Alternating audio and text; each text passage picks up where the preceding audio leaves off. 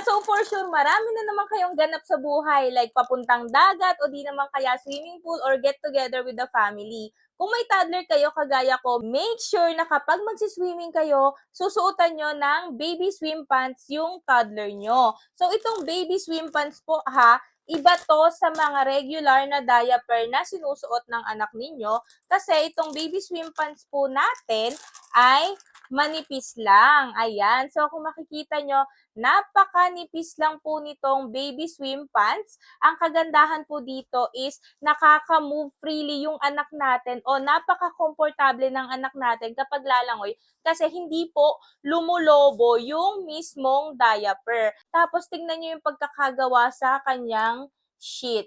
Ganyan po yung loob na part ng ating diaper. So ako, gamit na gamit ko to sa toddler ko, kaya napakarami ko nang binibili. Kaya naman kung ikaw, magsiswimming yung anak mo, make sure na may suot siya nitong baby swim pants. Ilalagay ko na yan dyan sa ating basket. I-check out mo na.